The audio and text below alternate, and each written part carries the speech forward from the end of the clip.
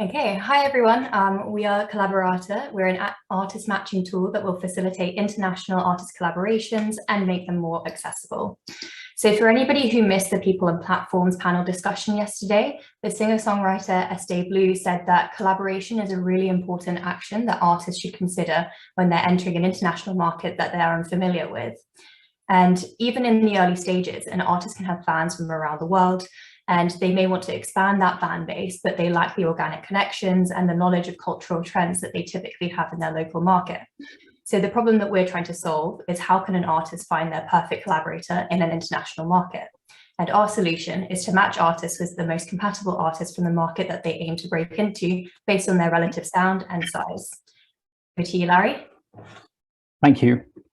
To find the best artists to collaborate with, we start by asking our users to provide us with some details. As collaborations amongst artists of different genres is very common, we also ask for the target genre that they're looking to collaborate in. Armed with this information, we now narrow our matches to relevant artists. Finally, we compute a compatibility score by assessing the likelihood of a successful collaboration. All right, enough talking. Let's see how Colaborata works for the live demo. So welcome to Colaborata. We're going to use an example of a singer that I really like called Ruga, who's a Nigerian artist. We think that he should collaborate in hip hop realm. The genre that best describes him would be African pop. And let's say that his target market is a European country, the Netherlands. We hit search, and then here we have a list of Netherlands-based artists in the hip hop genre, along with their compatibility score of what we deem to be a more successful collaboration if they get together. I'm going to pass now to Aaron, who's going to talk about the methodology. Yeah, sure, thanks. So the website that you just saw, it's also called the front end. It's a React application. From there, we route the user input information to a Flask backend where we query data from Chartmetric, which is what we base our recommendations on. The backend is also where we calculate the compatibility score. For the compatibility score, we also use data from Luminate. Right now, we are using a statistical analysis to calculate the score. We also started working on a machine learning model, which we didn't pursue further due to data limitations. But some of the key features that we base the score on would be, for example, the genre, career stage, location, or fan base. And now I'll hand it over to Trust, who will tell you for which purposes the Colaborata can be used. Yes, so Colaborata is very feasible. It has a lot of value in the market. And one of the ways, we identified 3 ways in which we could be able to use Colaborata. So one of the first ways is for A&R managers like myself, A&Rs that work in TV and film, A&Rs that work on the radio, A&Rs that are just looking to find new sounds to exploit can use this to find local sounds, local artists that they can exploit. Then again, for artist managers, this is a very perfect tool for them to be able to find talents that they could, work with and help put their artists in different markets. So for example, in Nigeria, we have an artist called Fave. She's an Afrofusion artist, and her management is Tumblr. Now, if Tumblr is looking for ways to exploit and put Fave in different markets, this would just be a perfect fit for her. And then finally, independent artists in Nigeria can definitely make use of this. I mean, with the globalization of Afrobeats now, every artist is looking to extend their markets, to extend their market share, and try to get on the global stage. So, for example, in Nigeria, we have Rikasani. Rikasani is an R&B soul artist. He has a lot of listeners in the Netherlands, in the UK, and in France. But Rikasani has no international collaboration. He can use this to find, his markets. He could find collaborations in all the other markets. And yeah, this is basically what we have. We had some limitations, and Rashmi is going to handle that. Yeah, so in the short time we ran into quite a few limitations. Initially, we defined a successful collaboration to simply be a song that contributed not only to an increase in streams, but for both artists, but also a growth in social followers.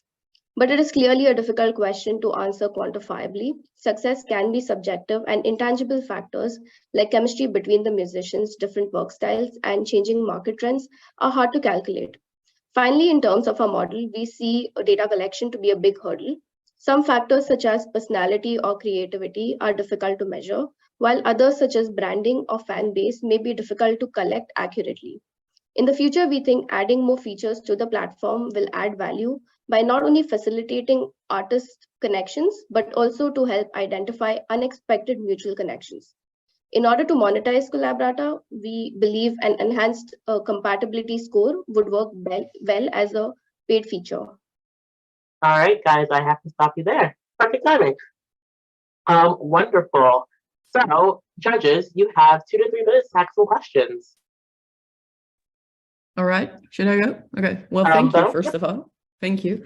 It was a great presentation. So I guess I have a question concerning how, if you can elaborate a bit on how you're grouping those artists into certain buckets, right? Because it's probably more appealing for an artist that just started out to reach out to an artist in a higher tier, right? Like someone who is maybe top of the charts or somewhere mid or bottom charts, rather than a top tier artist working with someone in a lower bracket.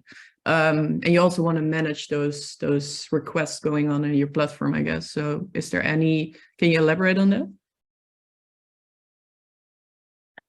Yeah, sure. I go. So maybe Saskia, if you can go back to the app, to the web app. So we also have in the drop-down menu, you can select the sort of like size you're looking for. So those are also points provided by the Chartmetric API.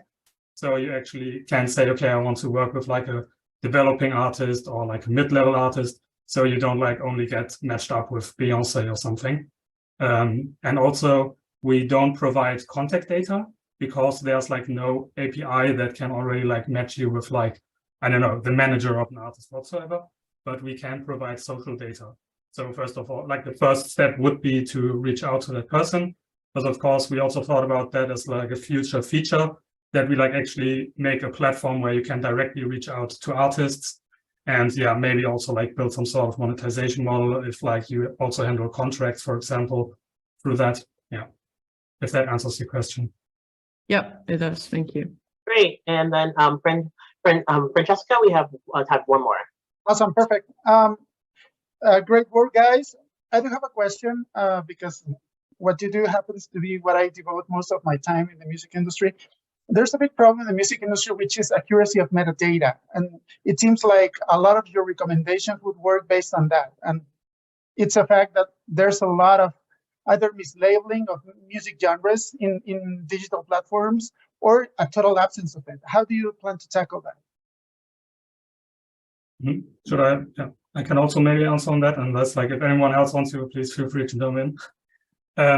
So right now we mostly categorize by like major genres, so we don't go into subgenres just yet. And this is only the way that we, like one of the parameters that we query artists from, for example, the Chartmetric API.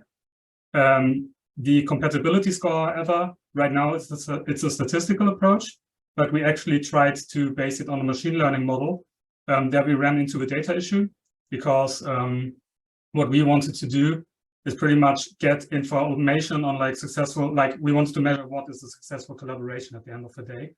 And for this, we like not only need information about like a single song stream or whatsoever, but we also need information about like audiences, about like what do the socials of an artist look like, what like is his touring behavior, how many collaborations did he do in the past? And like all of these criteria, we can then use like to match them. So we do not only use genres as matching data, but like a way broader picture. I think I would also add that the artists that would be interested in using our platform are seeking international artist collaborations in a market that they're not familiar with. So working with a platform that has incomplete or inaccurate data, while it's not ideal, it's better than having no foothold whatsoever in a market that they don't know, and it would be a good starting point for now.